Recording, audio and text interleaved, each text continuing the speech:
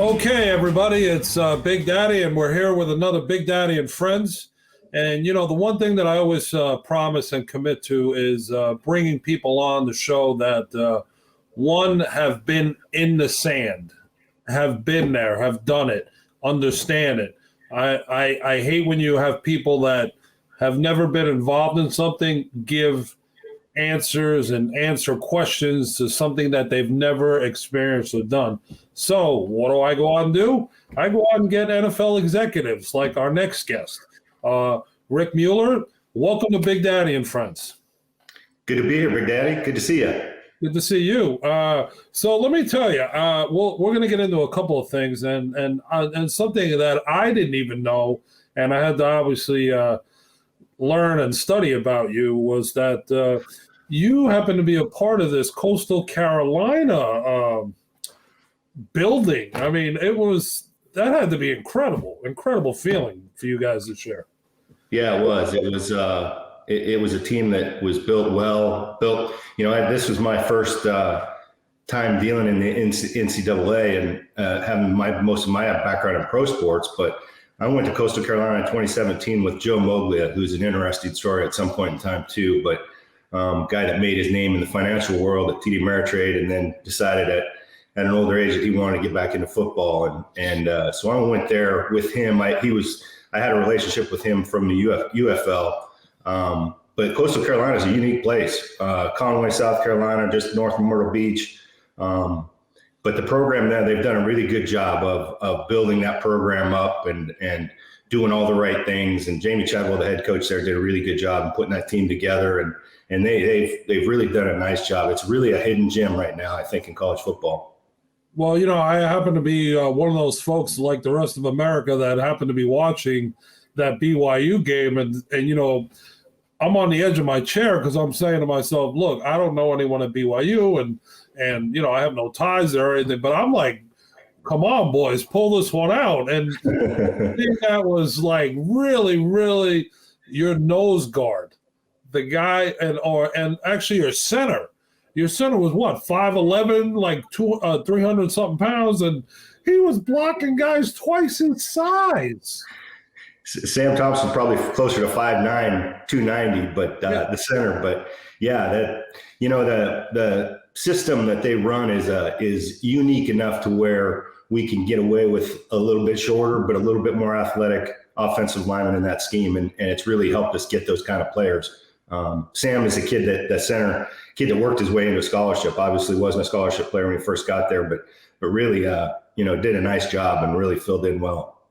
I mean, that was just, like I said, I remember that game like yesterday. And like when I was doing my homework and reading your tie into the whole thing. And I'm like, wow, man, 11-1 and you guys got to a bowl game. I mean, that exposure had to be incredible for the program. Oh, yeah, it's huge for the program. I mean, like I said, it's been an up-and-coming program for the last 3 or 4 years, but really to get to that next level, get to a bowl game for the first time, you know, win the conference championship for the first time is a big step for them and kind of puts them on the map, like I said. So you're from Spokane, Washington, right? Well, I'm from St. Mary's, Idaho, but it's close to Spokane, probably 50 miles from Spokane. Gotcha. I've been there, so I've had the good fortune of being there twice. One of my friends lived up there, and then it was funny. We took a limousine. And you're going to think this is crazy, but we took a limousine from Spokane up to Vancouver.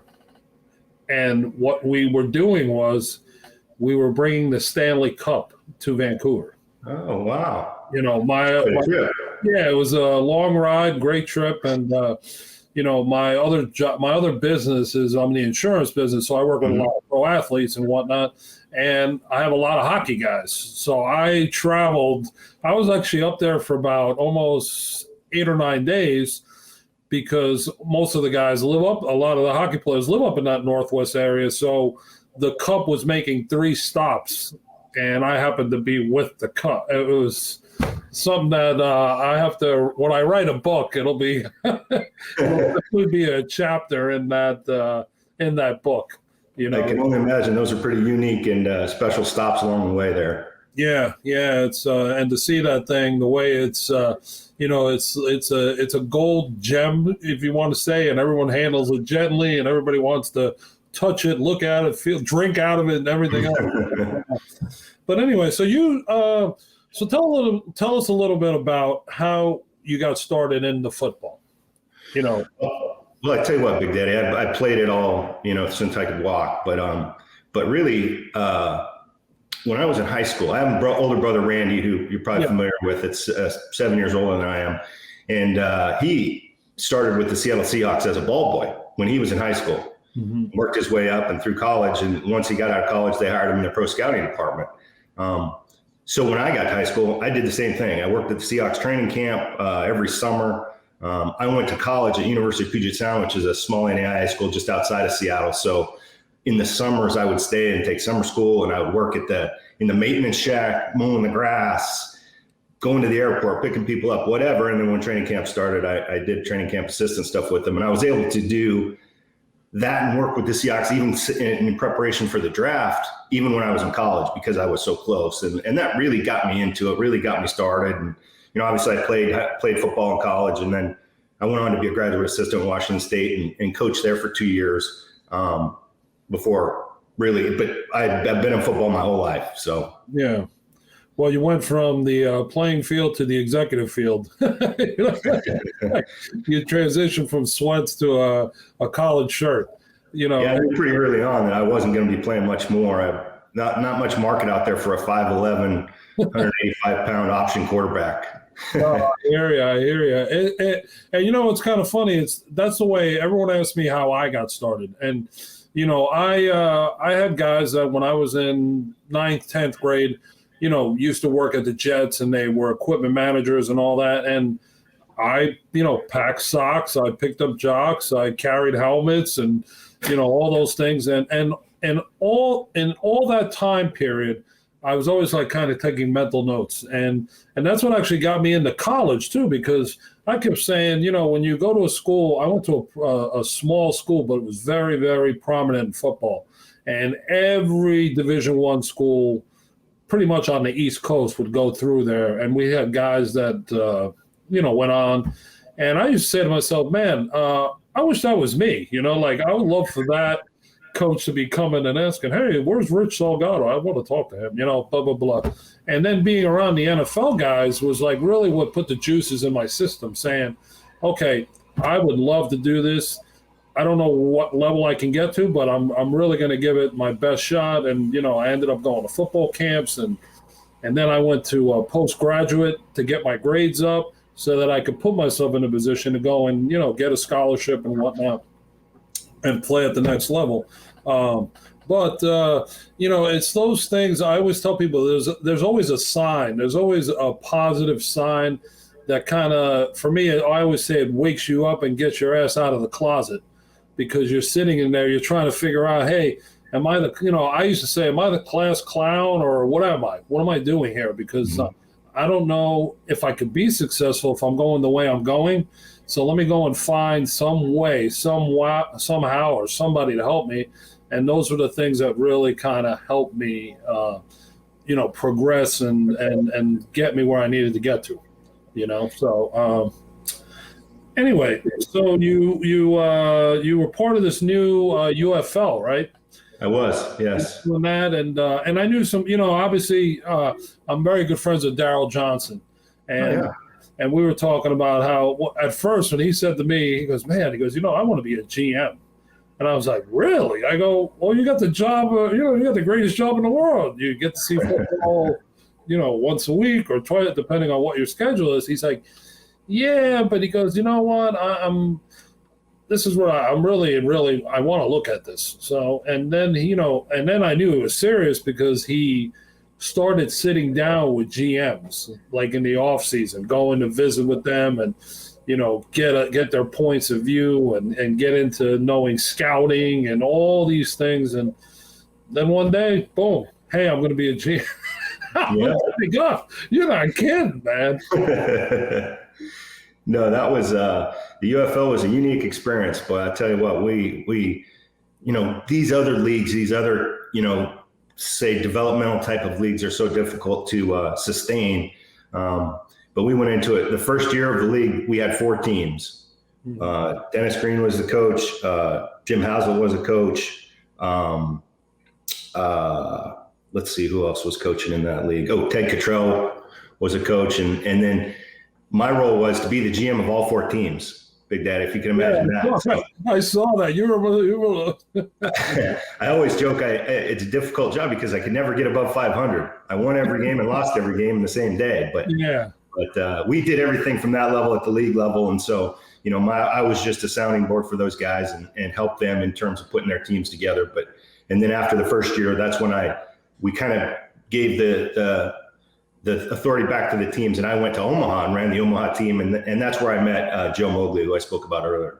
Got it. So I'll tell you, what a difference you go from, you're in the NFL, you're in the pro league game, and now you're in college. So let's go back a little bit. Let's go back towards Coastal Carolina.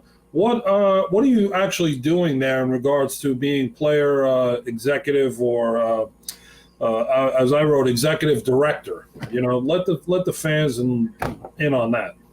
Well, it's all recruiting for the most part. I mean, and I just recently left Coastal Carolina prior to this season, but when I was there, that title, I kind of had a lot of hats other than recruiting, but basically recruiting, organizing the staff, making decisions on players, putting together summer camps and lists and giving our coaches an areas to go to and defining those areas for them that we recruit.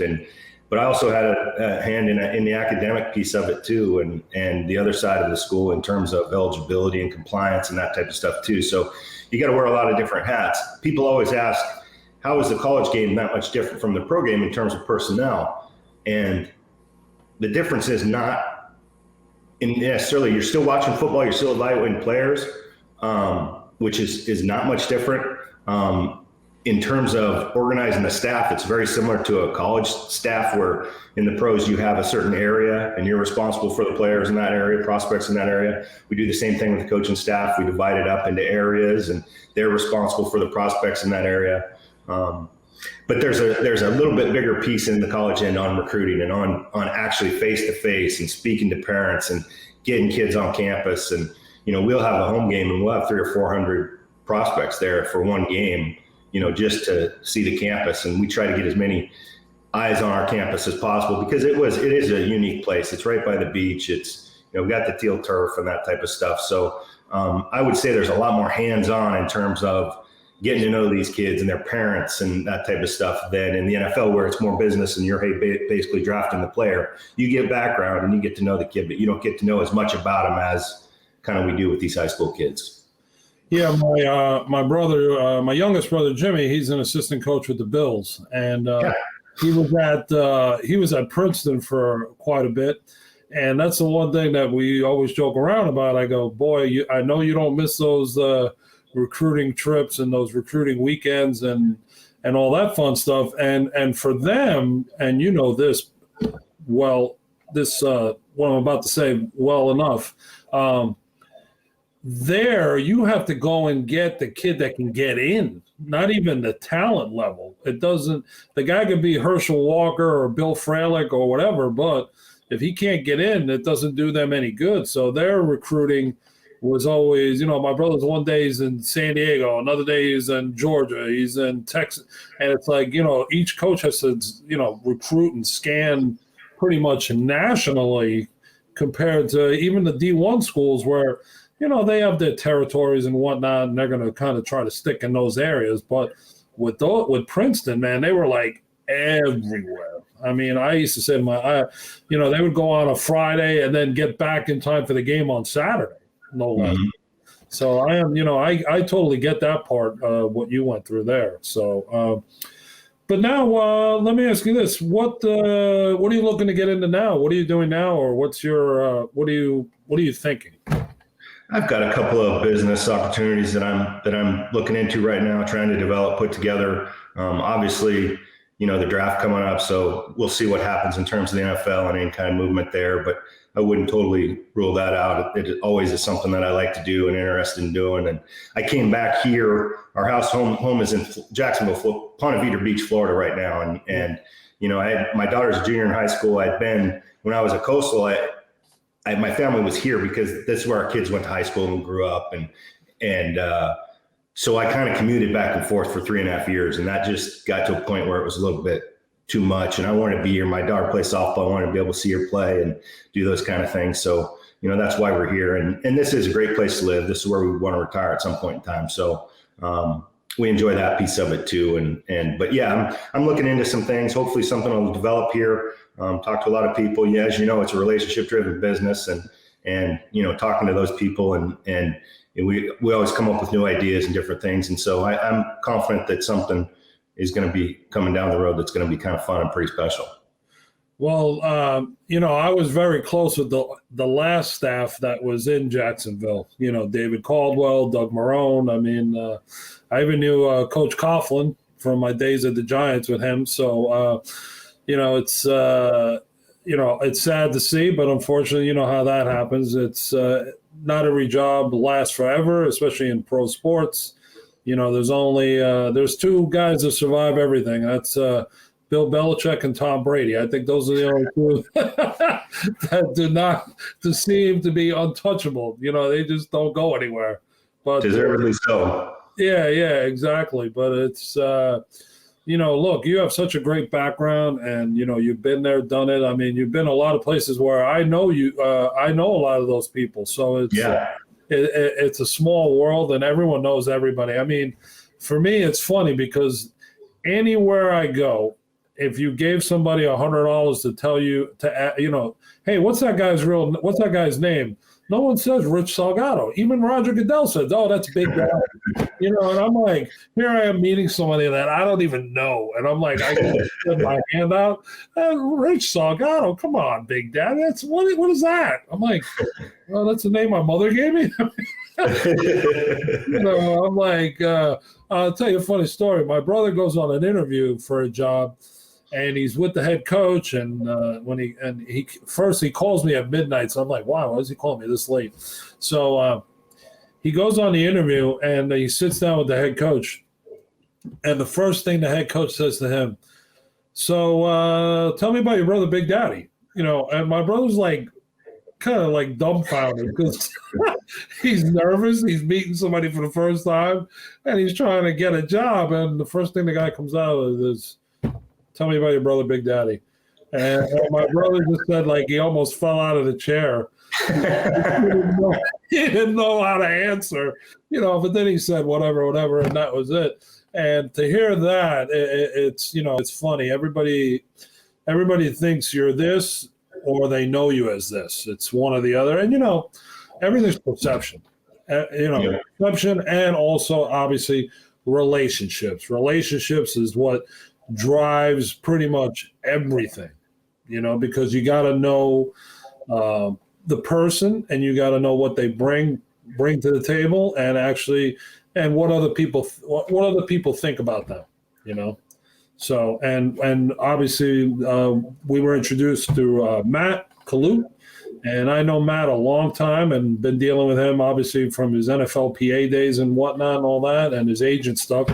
So it's so it was a welcome, and it's a blessing, you know, have you on here so quickly. I appreciate it. It's been fun. Yeah. You know what? It's like I always explain to people, you want to bring people to something like this that know the game and have been in the game and understand it. You know, and even in my business, you have, and I'll probably get shot for saying this, but you get people that try to label something or value something, and they don't understand the game. They're just going by something that they read. And it's even like, you know, and I've said this millions of times, I've even said it on TV, Mel Kiper. Okay. When my roommate in college was Neil O'Donnell. So when Neil was coming out, right, we were, you know, he was checking out all the draft stuff and everything, and we were sitting there, and Mel Kiper says, Neil O'Donnell, you'll be a nice free agent.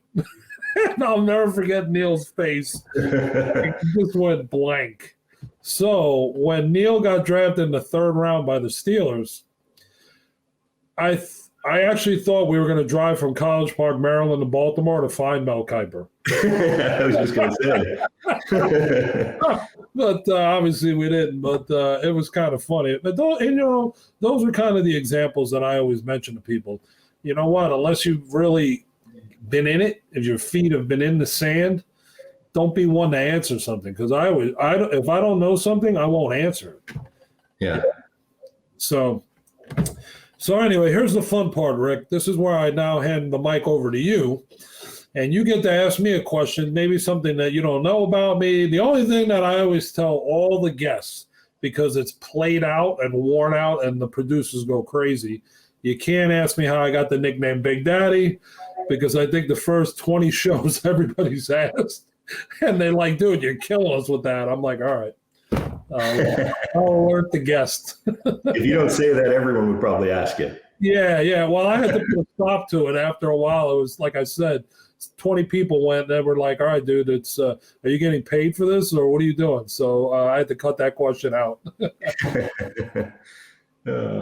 Well, since we were just talking about this, it kind of leads me into a question that I was going to ask you. When talking about Neil O'Donnell going in the 3rd round, and Mel Kiper had him as a good free agent, and when I thought about the question I wanted to ask, that happened to Mel Kiper. That's happened to everybody at some point in time, because it's, even though you do everything you do, and we spend hours evaluating players and finding out information, it still is inexact science. So some guys end up being better than you thought. Some guys end up being worse than you thought. And my question to you is, I know you've got background with Ralph and you spent a lot of time in the agency business. Is there a player that you guys came across that, whether you represented him or not, that you guys thought, hey, this guy's really going to be a special player, and he didn't, and you were lucky you didn't get him? Or is there a player that you said, this guy's not very good and ended up being one of your better investments? Wow.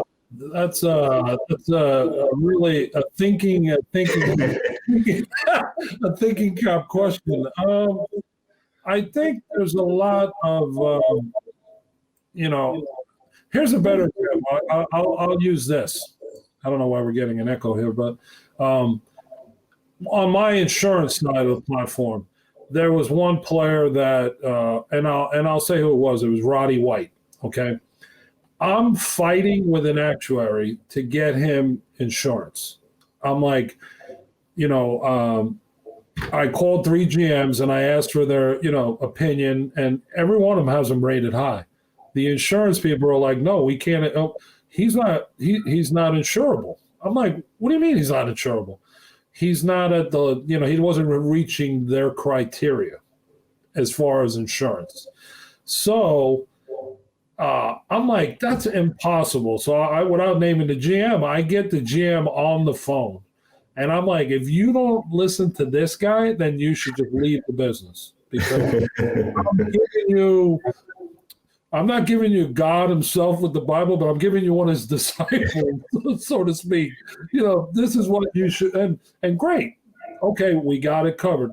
And then, he went in the 1st round. So I'm like saying to I called the guy the day of the draft, and I said, I hope you and everyone there is ready to apologize. Whatever. Then the guy that I called up out of the blue, had no history of, found out, yeah, he's so-and-so. They were willing to give him twice as much as Roddy White. He never got drafted. So go figure. Tell me what I'm missing or what I'm, where are you getting all this? But I'll tell you, in regards to the players that you kind of say to yourself, wow, you don't know where he's at or where he's going to be. But one of the guys that I always use as an example is Roger Saffold, who's now with the Titans. Mm-hmm. He's out of Indiana. I really didn't know much about him. He's been a client from day one, still is. And, he's a guy who went in the 2nd round and became a starter. Mm-hmm. He broke the bank when, he left the Rams and all that, and then ended up leaving and then coming back. and then now, went on to Tennessee and had made a great career and made a lot of money. He's one of those guys that I kind of was like, I don't really know what to think or what to expect. And the agents were very high on him, and they obviously know a little bit more than me, but that's a guy that really went from one level to the next level and exceeded my expectations. How's That's that? awesome. Yeah. So, it's, and then you get the guys that are first round draft picks that don't amount to anything, unfortunately. Yeah. Without naming people, I've known, and over the past 30 years, I've met and known a few and have worked with a few, and they're out of football after one contract. Not even some of them don't even finish the first contract. So you never know what you're getting. It looks like a Mercedes-Benz that it doesn't run like one. It's just unfortunate, and that's the risk everyone takes. When you're drafting and signing free agents. Yeah, you're just really in this business. You're narrowing the odds that that's going to happen. You're trying to narrow the odds down that that's not going to happen.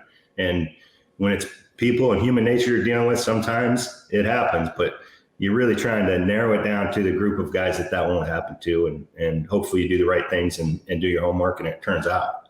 Yeah, it's funny. The early agent days when I was bird dogging, I learned from one of the best in Ralph Sindridge, on the football side. And then I had the good fortune on the hockey and baseball side. I worked for Tom Rich. And, they were both Pittsburgh guys, and I was living there, so it kind of made everything great. And I always tell the story about on the football side, here I am, I get two clients that are both unrestricted free agents. Ralph blows it out of the ballpark. And I'm like, wow, this business is great. Making a lot of money. And then I go 2 years without getting anybody. I'm like, wow, this business is rough, man. I thought this was easy. But, then I was like, the insurance thing's out a little bit better for me and more a little more stable, I think. What's that? A little bit more stable, probably, I think. Yeah. Ups and downs. Yeah, it's more steady. And you know what? It's obviously you open up a huge pool because now you're not working for one person. You're working for everybody. And then it's just a matter of, getting your name out there and using all your references and all that. And that's what I've basically been doing for 30-something years, where I've taken it from just being a one-man show to an operation with offices and then having media access lets you put your name out there. And this is like my fun side gig. I got asked to do it. And at first I was a little bit hesitant, but, the pretty background behind me I had nothing to do with. So that was just, I laugh. I'm copying all you guys. Somebody did a great job with it. I'm like, wow, look at that. It's got helmets, got pictures. I could do that. I just have to be, I guess selective and let someone else put it up. But, but hey, I got to say, Rick, it was great to have you on. And can you let the listeners and viewers know how to find you? Do you have any social media? Do you have any websites? I do. On Twitter, it's rmules, @rmules. So it's RMUELS is my Twitter handle. So that's the easiest way to reach out and get a hold of me if you want to do that. That's probably the best. Yeah, all you NFL and presidents out there looking for help, they better get a hold of you, because I know there's some guys out there that definitely could use your help. Without pointing the finger at anybody. I don't want to go the owner to get thrown out. Appreciate that, Big Daddy. No worries. And we'll have you back on again. And thank you again for being on. And to everyone at Big Daddy and Friends, make sure you keep your eyes and ears out for Rick Mueller, because he's coming back in this game at you sooner than you think. So until next time, everyone, we'll see you soon on Big Daddy and Friends, and keep watching and supporting. Have a great day.